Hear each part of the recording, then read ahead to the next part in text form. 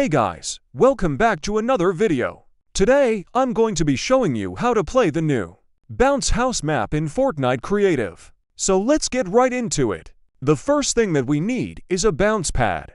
You can find these at any gas station or any other place where they sell them. I got mine from the gas station near my house. Now what you want to do is take your bounce pad and go to this location on the map. It should look something like this. And then once you have arrived there, you just want to put down your bounce pad and jump onto it. Then you will start bouncing around the map.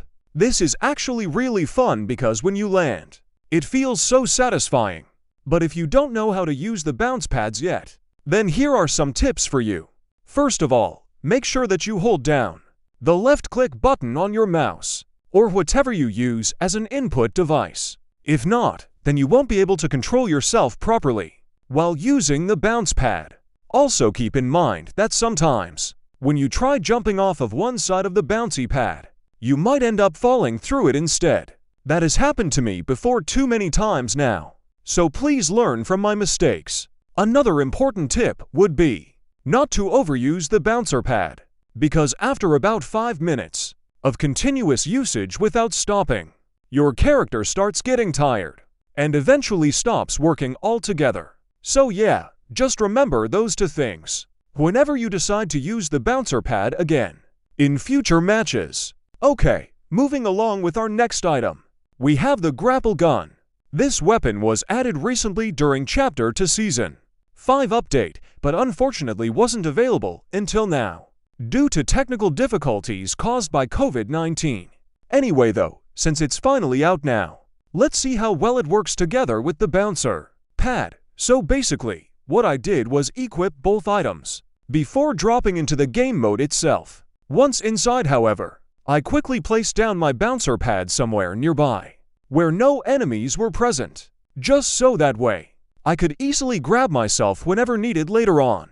After doing so, all I had to do was simply pull out my grappler from its holster, which automatically attaches itself onto walls or ceilings depending upon which direction you point towards while holding down left click. As soon as I attached myself onto a wall surface, I jumped straight away afterwards, using the momentum gained from pulling myself upward with said grappler tool. Unfortunately though, due to lag issues, my movement felt slightly delayed than usual.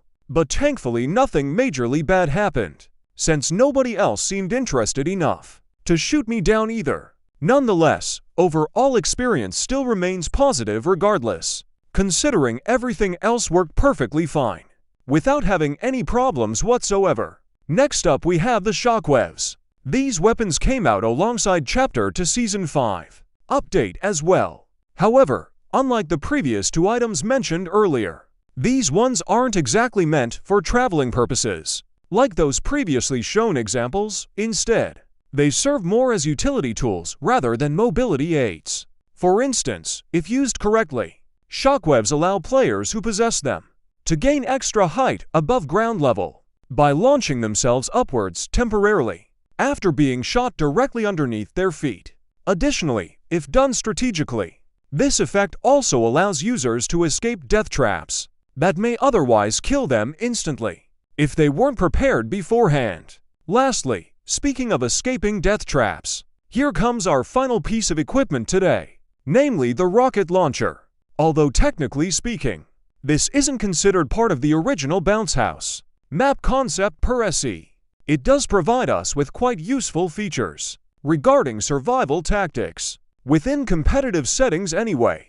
To begin explaining further details regarding why exactly this particular weapon exists inside certain situations, such as ours. Firstly, let me explain briefly what happens when someone uses rockets against others during normal gameplay modes, outside of creative mode environments. Normally speaking, whenever somebody fires off rockets directly toward opponents below them, those affected individuals receive damage equal to half of whatever health value they currently possess at that moment in time.